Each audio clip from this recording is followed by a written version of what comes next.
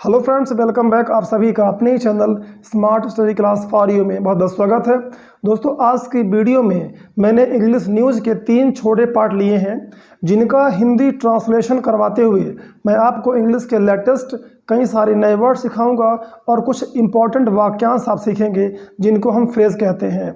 यदि आप अपनी इंग्लिश को अच्छा बनाना चाहते हैं, एडवांस बनाना चाहते हैं, लेटेस्ट बनाना चाहते हैं तो आपको इन्हें जानना बहुत ही इंपॉर्टेंट है। और गाइज, इसके साथ साथ आप कुछ इंपॉर्टेंट प्रीपोजिशंस का करेक्ट प्रयोग सीखेंगे। तो गाइस, अपनी इंग्लिश को इम्प्रूव करने के लिए इस वीडियो को लास्ट तक जरूर देखें। तो चलिए इस वीडियो में हम आगे बढ़ते हैं। तो जो पहला न्यूज़ का पार्ट है, आइए देखते हैं।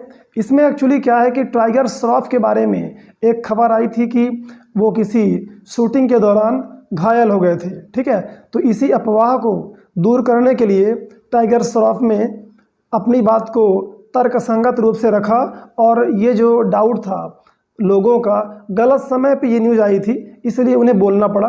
ठीक है, तो आइए हम देखते हैं कि वो क्या कहते हैं। It happened. ठीक है, देखिए उन्होंने कहा है इट, ये तो टाइटल है। ठीक है, ये जो है न्यूज़ का टाइटल है। इसके बाद थोड़ा सा पढ़ेंगे कि उन्होंने क्या बात कही। इस तरह करके छोटे छोटे 3 पार्ट हैं जिनसे हम आपको बहुत सारे इंग्लिश के नए शब्द सिखाएंगे। ठीक है, तो बने रहिए हमारे साथ। It happened. इट हैपेंड यानी होता है यह घटित हुआ। इस घटना के बारे में वो बताना चाहते हैं कि जिसके बारे में आप लोग बात कर रहे हैं, पब्लिक बात कर रही है, वो घटित हुआ। It happened. हैपेंड क्या है? हैपन का सेकंड फॉर्म है, सिंपल पास्ट में है। यह घटित हुआ यानी यह घटना हुई। 3 months ago। 3 months ago, 3 महीने पहले। ठीक है, जिसके बारे में लोग बात कर रहे थे टाइगर श्रॉफ के बारे में, तो वो घटना 3 महीने पहले हुई थी और उसी बात को वो क्लियर कर रहे हैं। टाइगर रिफ्यूट्स। रिफ्यूट्स ये आपके लिए बिल्कुल नया वर्ड होगा गाइस, इसको आप नोट कर सकते हैं। इसकी मीनिंग भी आप नोट कर लें ताकि आपको बाद में रिवीजन करने में दिक्कत ना हो। इस वर्ड को आप जब रिवाइज करेंगे 2-3 बार तो ये वर्ड आपके दिमाग में बैठ जाएंगे, छप जाएंगे। गाइस याद रखें, एक बार से कुछ नहीं होता, आपको बार बार कंटिन्यूअस प्रैक्टिस करनी पड़ेगी। ठीक है, यदि आप PDF पाना चाहते हैं तो इस वीडियो के लिंक में टेलीग्राम का डिस्क्रिप्शन दिया गया है, वहाँ पर मैं इसका जो है पूरा PDF सेंड करता हूँ। वहाँ पर आप जाके रीड कर सकते हैं, इसको हमेशा के लिए आप सेव कर सकते हैं। तो जब भी आपको रिवीजन करने का मन करे तो आप इसको रीड करके रिवाइज कर सकते हैं ताकि ये वर्ड आपके दिमाग में फ्रेश हो जाएं और बोलने पे आपके जुबान पे आ जाए। ठीक है, चलिए। तो रिफ्यूट यानी होता है तर्क से असत्य साबित करना या असत्य ठहराना। जैसे मान लीजिए कोई बात आपके बारे में लोग कह रहे हैं और वो बात सत्य नहीं है, तो फिर आपको तर्क देना पड़ेगा, उसको बोलते हैं रिफ्यूट करना। तर्क देना कि नहीं भाई ये बात जो है गलत नहीं है, उसको जो है आप तर्क देकर उनकी बातों को असत्य ठहरा देंगे, इसको बोलते हैं रिफ्यूट करना। ठीक है, तो बहुत ही लेटेस्ट वर्ड है, बहुत ही इंपॉर्टेंट है। Reports of getting injured. Getting injured मतलब होता है चोटिल हो जाना। गेटिंग इंजर्ड रिपोर्ट्स, जो रिपोर्ट्स आती हैं, जो छपता है। ठीक है, तो उस रिपोर्ट्स के जो आई थी कि टाइगर श्रॉफ जो है चोटिल हो गए थे, घायल हो गए थे, तो इस बात को उन्होंने तर्क देते हुए असत्य ठहरा दिया। ठीक है, आइए देखते हैं कि वो क्या कहते हैं। यहाँ देखिएगा, इस यहाँ से हम शुरू करते हैं। Tiger actor tiger Shroff has refuted. Refuted, तो हैज़ रिफ्यूटेड मतलब होता है कि उन्होंने गलत साबित कर दिया, तर्क से, अपने तर्क से गलत ठहरा दिया है। ठीक है, हैज़ लग गया और वर्ब की थर्ड फॉर्म आ गई तो ये प्रेजेंट परफेक्ट टेंस का हो गया। ठीक है, तो एक्टर यानी अभिनेता टाइगर श्रॉफ ने उस बात को अपने तर्क से गलत ठहरा दिया है। किस बात को? रिपोर्ट्स, जो रिपोर्ट्स आई थी। दैट सैड जो कहती थी, जो रिपोर्ट कहती थी, he got injured. He got injured. Got क्या है? गेट का सेकंड फॉर्म है, सिंपल पास्ट में है इसलिए सेकंड फॉर्म प्रयोग किया गया है। तो गॉट इंजर्ड मतलब चोटिल हो गए। तो वो न्यूज़ कहती थी, रिपोर्ट कहता था कि वो चोटिल हो गए। वाइल मतलब के दौरान, playing a game of celebrity football. देखिए कई सेलिब्रिटी जो होते हैं, ये जो मशहूर लोग होते हैं, उनको हम सेलिब्रिटी कहते हैं, ठीक है। तो सेलिब्रिटी फुटबॉल खेल रहे थे, ठीक है, फुटबॉल गेम खेल रहे थे, उसी दौरान जो है इनको चोट लगी, ऐसी रिपोर्ट आई, न्यूज आई। कहाँ? इन मुंबई, इन मुंबई, ठीक है। आप किसी कंट्री, किसी भी सिटी को जब बताना चाहते हैं कि सिटी में, तो वहाँ पर आप इन यूज़ करते हैं, ठीक है। आगे आपको और भी मिलेंगे प्रीपोजिशंस, ठीक है। इन रीवा, इन दिल्ली, इन मुंबई। जब सिंगल सिटी हो, आप सिंगल देश की बात करें, लेकिन जब एक साथ कहीं 2-3 प्लेस जुड़ते हैं तो फिर आप इन और एट का प्रयोग करते हैं, ठीक है। आगे आपको ये चीज़ मिल जाएगी। आगे देखिए, नेक्स्ट आया इन मुंबई ऑन संडे। और जब आप संडे, मंडे, ट्यूसडे, स्पेशली जब आप दिन की बात करते हैं ना, तो आप उसके पहले ऑन लगाएंगे, ठीक है। आप इन, एट, इनटू अप्लाई नहीं कर सकते, आपको ऑन लगाना पड़ेगा, ठीक है। On Sunday, on Monday, on Tuesday. तो ट्यूसडे को मुंबई में सेलिब्रिटी फुटबॉल के खेलने के दौरान जो है उनको चोट लगी, वो घायल हो गए, चोटिल हो गए, ऐसी न्यूज आई, ठीक है, ऐसी रिपोर्ट आई। The match and the pictures that are showing my injury. तो टाइगर श्रॉफ कहते हैं कि जो मैच आपने पिक्चर में देखा होगा, द मैच मुकाबला, और पिक्चर्स जो आपको पिक्चर उस न्यूज़ में दिखी होगी, उस रिपोर्ट में दिखी, दैट आर शोइंग, दैट मतलब जो, वो जो न्यूज़ है, वो जो पिक्चर्स हैं उनके बारे में आ रहा, जो, दैट जो, आर शोइंग शो कर रही हैं, दिखा रही हैं, माई इंजरी मेरी इंजरी को, इंजरी मतलब चोट, ठीक है। गेट इंजर्ड मतलब होता है चोटिल हो जाना, गेट इंजर्ड, गॉट इंजर्ड। लेकिन अगर बात करें सिर्फ इंजरी की, तो ये नाउन वर्ड है, इसका मतलब होगा चोट, केवल चोट, ठीक है। तो जो मेरी चोट है ना को शो कर रहे हैं, दिखा रही है। हैपेंड 3 months एगो, हैपेंड यानी हुआ, तो वो जो आप देख रहे हैं वो है, एक्चुअल में है, वो झूठ नहीं है, लेकिन वो करंट का नहीं है। हैपेंड 3 months एगो, 3 महीने पहले वो हुआ। नॉट दिस संडे, इस संडे को नहीं, वो क्लियर कर रहे हैं, वो तर्क देकर इस बात को साफ कर रहे हैं कि ये जो आप न्यूज़ मेरी रिपोर्ट आई है ये फेक है, ये हुआ ज़रूर है बट ये करंट का नहीं है, ये 3 महीने पहले का है, बहुत पुराना है।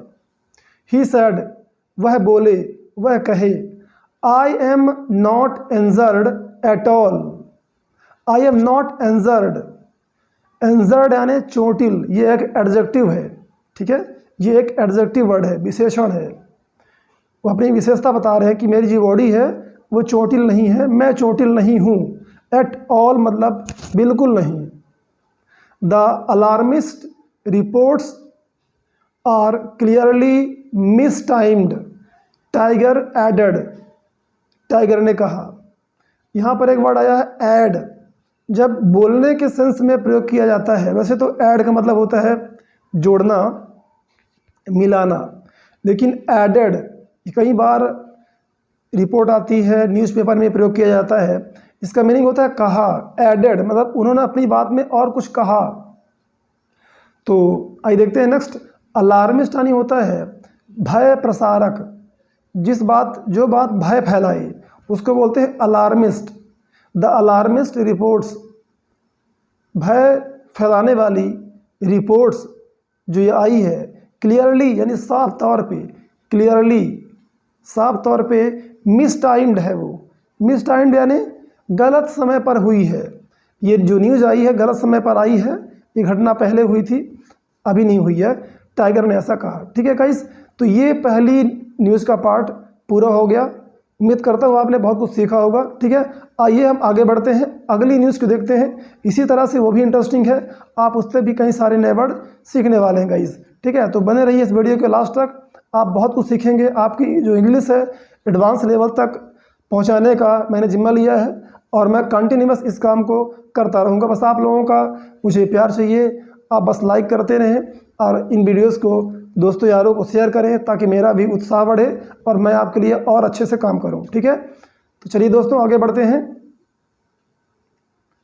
चलिए अगली न्यूज़ में हम देखेंगे कि अभी जो पैरालंपिक्स चल रहा था, जो लोग लकवाग्रस्त होते हैं उनका भी ओलंपिक होता है। ठीक है, जो कि हाल ही में टोक्यो में चल रहा था, अभी हाल ही में पूरा हुआ है। तो आइए थोड़ा सा उसके बारे में जानते हैं।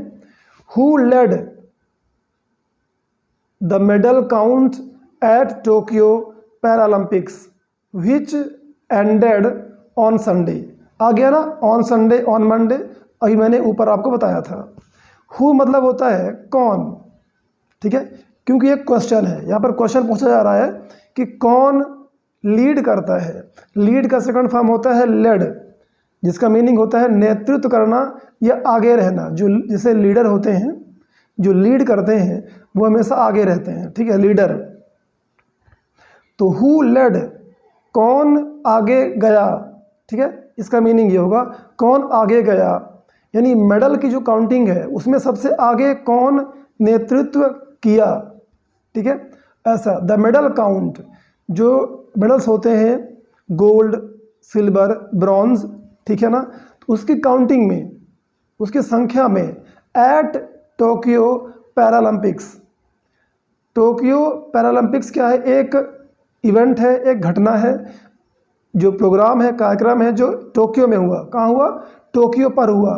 तो एट का प्रयोग किया गया क्योंकि ये एक प्लेस में एक घटना हुई, एक कार्यक्रम हुआ, तो आप उसके पहले एट यूज करते हैं। ठीक है, विच एंडेड, एंड मतलब होता है ख़त्म होना, एंड, एंडेड, एंडेड, तो जो ख़त्म हुआ सिंपल पास्ट में है। ठीक है, ऑन संडे, संडे को ख़त्म हुआ। आप चाहे संडे पर बोलें चाहे संडे को बोलें, हिंदी जो आपको सही लगे वो बोलेंगे, लेकिन ऑन का प्रयोग किया जाएगा। को चाहे आपको लगे, चाहे आप में बोलो, चाहे आप पर बोलो, वहाँ पर कि संडे को, कई लोग बोलते हैं संडे पर ख़त्म हुआ, ऐसे आप में बोलें या पर बोलें, ऑन आपको लगाना पड़ेगा क्योंकि इंग्लिश जो लैंग्वेज है उसके अपने कुछ रूल होते हैं। ठीक है, तो जो इंग्लिश का सेंटेंस है वो अपने रूल से ही बनते हैं। आप हिंदी में जो बोलते रहें, ठीक है ना, उसको तोड़ के, मरोड़ के, बदल के, बट इंग्लिश का जो सेंटेंस है वो रूल के मुताबिक ही बनेगा, ग्रामर का जो कॉन्सेप्ट है उसके हिसाब से ही बनेगा। तो चलिए गाइस, आपने टाइटल को, शीर्षक को समझा अच्छी तरह से, अभी जल्दी आप समझ लेंगे इसको, बहुत टाइम नहीं लगेगा। ठीक है, बस आप धैर्य रखें। अगर आपको इंग्लिश सीखना है गाइस, आपको धैर्य रखना पड़ेगा, आपको साहस और उत्साह बना के रखना पड़ेगा। ठीक है, चलिए आगे बढ़ते हैं। चाइना टॉप्ड, अब आप जानते हैं कि मेडल की काउंटिंग में सबसे आगे कौन रहा, सबसे आगे कौन गया। ऑफ कोर्स आप लोग जानते होंगे चाइना। चाइना जो है ओलंपिक में, और जो पैरालंपिक्स है लकवाग्रस्त लोगों का जो ओलंपिक हुआ उसको हम बोलते हैं पैरालंपिक्स, उसमें भी चाइना टॉप किया। ठीक है, चाइना टॉप्ड, टॉप आनी होता है पहले स्थान पर आना, टॉप, टॉप्ड, टॉप्ड, तो चाइना पहले स्थान पर आया। The medal tally at the Tokyo Paralympics, medal tally यानी होता है हिसाब या गिनती, तो मेडल की गिनती में देखा जाए तो चाइना ने टॉप किया। ठीक है, नेक्स्ट है विच एंडेड ऑन संडे, ये मैं आपको ऊपर बता चुका हूँ, जो संडे को ख़त्म हुआ, हाल ही में संडे को फिनिश हो गया, वो पैरालंपिक्स गेम ख़त्म हो गया। With a total of 96 gold medals, तो चाइना ने कुल टोटल 96 गोल्ड मेडल जीता। ठीक है, विन, विथ हानि होता है साथ, के साथ, तो 96 गोल्ड मेडल के साथ चाइना ओवरऑल, ओवरऑल मतलब होता है कुल मिलाकर, अगर कुल मिलाकर देखा जाए तो जैसे सिल्वर, ब्रॉन्ज, सारे मेडल मिला के देखा जाए तो चाइना ने टोटल 207 मेडल जीता। चाइना वन, चाइना ने जीता 207 मेडल्स एट द इवेंट, उस घटना पर। इवेंट आने होता है कोई कार्यक्रम या कोई घटना। ठीक है, कुछ भी प्रोग्राम होता है, घटना होती है, उसको हम इवेंट कहते हैं कॉमनली। ठीक है, तो एट प्रयोग करेंगे, एट द इवेंट यानी उसी इवेंट पर। हमने द का प्रयोग किया क्योंकि हम जिस इवेंट की बात कर रहे हैं उसके बारे में मैंने ऊपर ही बता दिया है, यानी वो जो इवेंट है वो स्पेशल है और हम उसी के बारे में दोबारा बात कर रहे हैं। तो जब आप पहली बार किसी चीज़ के बारे में बात कर लेते हैं, कोई इवेंट है, कोई नाउन है, और जब आप नेक्स्ट बात करते हैं तो आप उसके पहले जो है द लगाते हैं, the event the event the event, ठीक है। आप ए एन नहीं लगाएंगे। आप फर्स्ट टाइम जो है प्रयोग कर सकते हैं ए एन का, एक इवेंट हुआ, a event happened there, but next time से the event in the event, ऐसा चलेगा, ठीक है। तो ये कॉन्सेप्ट है। आइए आगे बढ़ते हैं। ग्रेट ब्रिटेन स्टूड सेकंड, जैसे stand second, stand first, stand third, इसका मतलब होता है प्रथम आना, द्वितीय आना, तृतीय आना, ठीक है। तो ग्रेट ब्रिटेन जो है द्वितीय स्थान प्राप्त किया इस पैरालंपिक्स में with 41 gold medals, 41 gold medal के साथ, विद यानी के साथ, followed by USA 37 and Russian Paralympic committee 36, ठीक है। फॉलोड बाय मतलब होता है के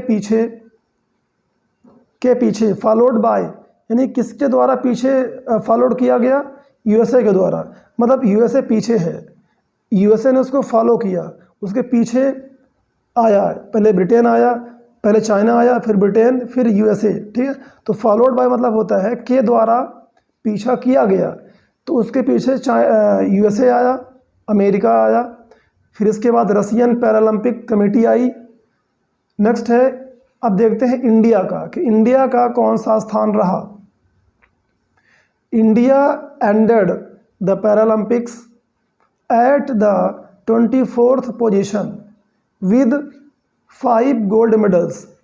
तो अपना जो भारत देश है उसने ख़त्म किया, इंडिया एंडेड, इंडिया ने जो पैरालंपिक्स गेम है उसको एंड किया, ख़त्म किया एट द 24th पोजीशन, यानी कि 24वां स्थान प्राप्त करते हुए, यानी 24वें स्थान पर, एट यानी पर।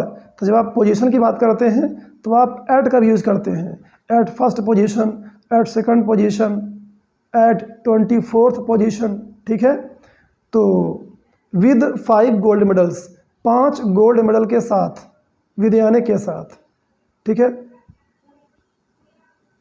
तो दोस्तों मैं उम्मीद कर रहा हूँ कि आप बहुत कुछ सीख रहे हैं, ठीक है। धैर्य बनाए रखें, सीखते रहें, ठीक है। आप मेहनत करेंगे, जब कंटिन्यूअस आप लगे रहेंगे और एक दिन में आप बहुत सारा वर्ड और मीनिंग प्रैक्टिस करेंगे गाइस, तो आप उतना ही जल्दी अपनी इंग्लिश को इम्प्रूव कर पाएंगे, इस बात को ना भूलें, ठीक है। जितनी मेहनत करेंगे उतना ज़्यादा आप कवर करेंगे, उतनी ज़्यादा चीज़ें आप सीखेंगे। तो इस तरह से आपको मैं एक आइडिया दे रहा हूँ, है ना। इस तरह से आप न्यूज़ पढ़ा करिए, उसके जो वर्ड हैं, डिफ़िकल्ट वर्ड हैं, उनको आप लिख सकते हैं, अलग से उसका मीनिंग ढूंढिए, फिर उससे आप सेंटेंस बनाइए। इस तरह से आप कंटिन्यूअस प्रैक्टिस करते रहें तो आप बहुत जल्दी ही अपनी इंग्लिश को बेहतर बना लेंगे। आइए अगला न्यूज़ है, Jaffer trolls England after India play 148.2 hours, shares pic of them carrying chairs, ठीक है ना। तो देखिए ये एक जो छोटा सा न्यूज़ का पार्ट है, ये क्रिकेट से लिया गया है। हाल ही में जो टेस्ट से चल रहा था उसी से मैंने छोटा सा पार्ट लिया है। आइए देखते हैं कि इससे आप कितने सारे प्रीपोजिशन और नए वर्ड सीखते हैं, ठीक है। तो आइए इसका हिंदी अनुवाद देखते हैं। जेफर ये कोई प्लेयर है, ये कोई पूर्व प्लेयर है, ये अभी के नहीं है, लेकिन इन्होंने ट्रोल किया। ट्रोल का मतलब होता है किसी भी व्यक्ति के बारे में, किसी भी देश के बारे में जानबूझकर कोई भड़काऊ कमेंट करना, कोई भड़काऊ जो है बात कहना, उसको बोलते हैं ट्रोल करना, ठीक है। तो उन्होंने ट्रोल किया है, जेफर ट्रोल्स। तो यहाँ पर आप देख रहे हैं कि सब्जेक्ट है और वर्ब का फर्स्ट फॉर्म है, उसमें एस लगा हुआ है, ट्रोल्स। तो ये सिंपल प्रेजेंट टेंस में है, लेकिन आप ये ना समझें ये इंग्लिश का न्यूज़ का टाइटल है, इसका मीनिंग होगा प्रेजेंट परफेक्ट टेंस में, कि ऐसा हुआ है। आप ऐसा नहीं बोलेंगे कि ऐसा होता है। जेफर ने जानबूझकर भड़काऊ कमेंट देते हैं, ऐसा नहीं, दिया है, उन्होंने किया है। तो जेफर ट्रोल्स जानबूझकर भड़काने वाला पोस्ट किया, ठीक है, इंटरनेट पर उन्होंने पोस्ट किया इंग्लैंड के खिलाफ। किसके बाद? आफ्टर इंडिया प्ले, जब इंडिया ने खेला उसके बाद कितने ओवर, 148.2 ओवर्स इंडिया ने कवर किया, खेला। उसके बाद उन्होंने एक पोस्ट शेयर की, ठीक है, इंटरनेट पर उन्होंने पोस्ट साझा की। शेयर्स यानी साझा किया है उन्होंने। Pic of them carrying chairs, pic of them, उनकी पिक्चर्स, इंग्लैंड वालों की पिक्चर्स को, फोटो को उन्होंने शेयर किया है, इंटरनेट पे पोस्ट किया है, जो कि भड़काऊ था। आइए देखते हैं कि कैसे उनकी पोस्ट भड़काऊ है, ठीक है, समझते हैं। कैरिंग चेयर्स, कैरी मतलब होता है ले जाना। तो उस पिक्चर में दिखाया गया है कि इंग्लैंड वाले जो प्लेयर्स हैं वो चेयर लेकर जा रहे हैं, उसको बोलते हैं कैरिंग चेयर्स। चेयर को ले जाते हुए पिक्चर में दिखाया गया है, उन्होंने पोस्ट किया है। अब उन्हें वो पिक्चर कहाँ से मिली इससे मतलब नहीं है अपने को मतलब है, ठीक है, यहाँ पर सिर्फ जो है इंग्लिश सीखने से, बाकी न्यूज़ जो है आप लोग पढ़ते रहेंगे, जानते रहेंगे। आइए नेक्स्ट न्यूज़ में देखते हैं। तो चलिए दोस्तों, इस न्यूज़ में हम आगे बढ़ते हैं। तो सबसे पहले मैं आपको एक सेंटेंस को रीडिंग करके सुनाता हूँ, इसके बाद मैं आपको उसका हिंदी मीनिंग समझाता हूँ, ठीक है गाइस।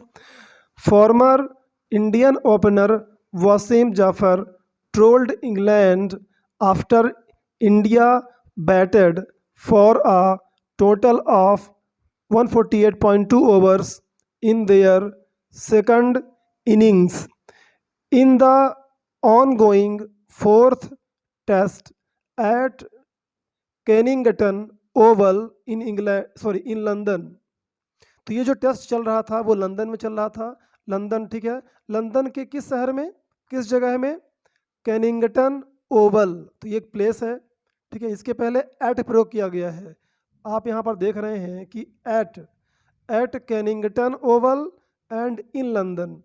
तो एट और इन जब एक साथ प्रयोग किए जाते हैं तो आप हमेशा ध्यान रखें कि जो छोटी जगह होती है पहली वाली के कंपैरिजन में, जैसे कैनिंगटन ओवल छोटी जगह है जहाँ पर ये जो टेस्ट चल रहा था, और लंदन एक बड़ा है प्लेस है, ठीक है, बड़ा प्लेस है, बड़ा शहर है, तो उसके पहले इन प्रयोग करेंगे, इन लंदन।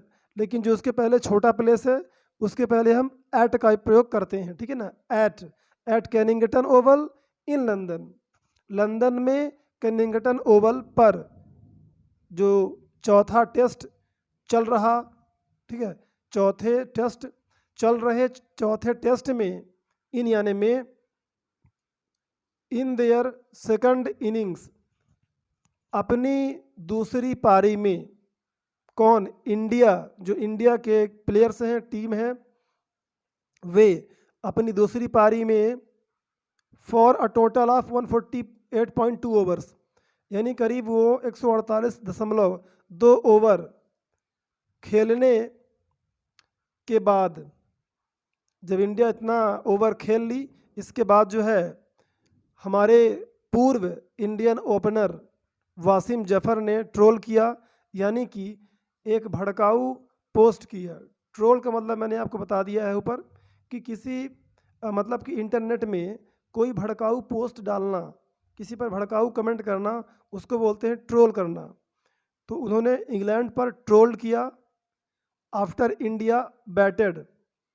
आफ्टर मीन्स बाद में, जब इंडिया ने इतना बैटिंग कर ली, इतने ओवर की बैटिंग हो गई, उसके बाद उन्होंने ऐसा पोस्ट किया, ठीक है गाइस। चलिए आगे बढ़ते हैं।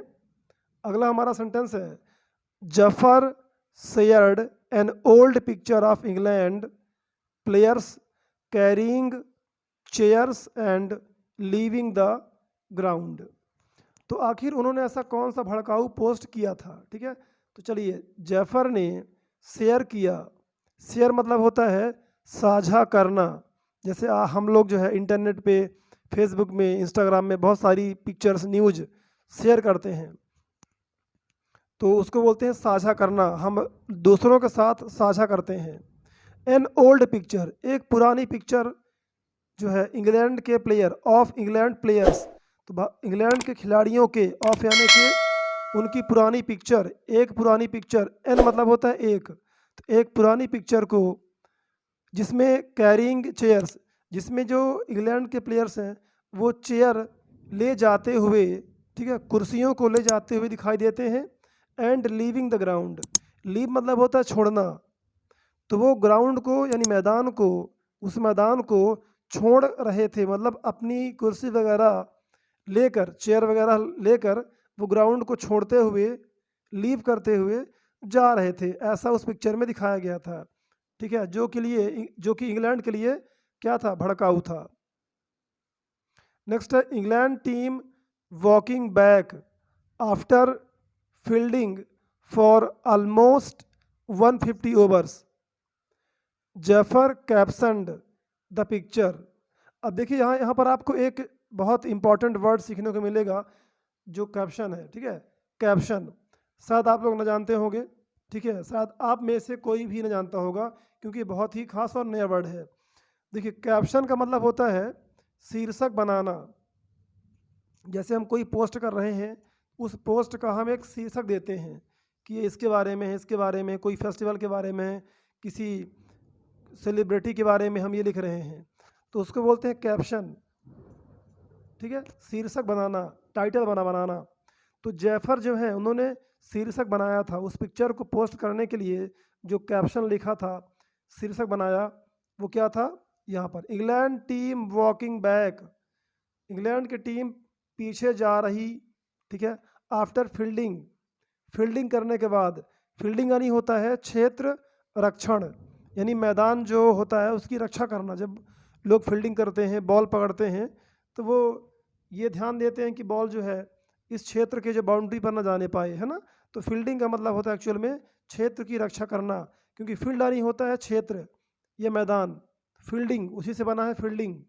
ठीक है, फॉर ऑलमोस्ट, ऑलमोस्ट यानी होता है लगभग, 150 ओवर्स, तो करीब करीब 150 ओवर खेल के बाद। ठीक है, जो इंग्लैंड टीम है वो पीछे जा रही है, तो ऐसा उन्होंने कैप्शन बनाया, शीर्षक बनाया। तो गाइज़ यहाँ पर हमारा जो आज का वीडियो है कंप्लीट हो गया। तो गाइज़ आई होप दैट कि आपको ये वीडियो पसंद आई होगी, और यदि पसंद आई है दोस्तों, तो हमारी इस मेहनत को लाइक करना मत भूलें। और अगर आपको लगता है कि ये किसी और के लिए भी, दोस्त यारों के लिए बहुत ही हेल्पफुल है, इंग्लिश सीखने के लिए, नए नए वर्ड सीखने के लिए बहुत ही अच्छी है, तो गाइज़ इसको शेयर करना बिल्कुल मत भूलिएगा। दोस्तों, आप सभी को इस वीडियो को पूरा देखने के लिए मैं दिल से धन्यवाद करता हूं। मैं आप सभी को फिर मिलूंगा इसी तरह की इंटरेस्टिंग वीडियो के साथ।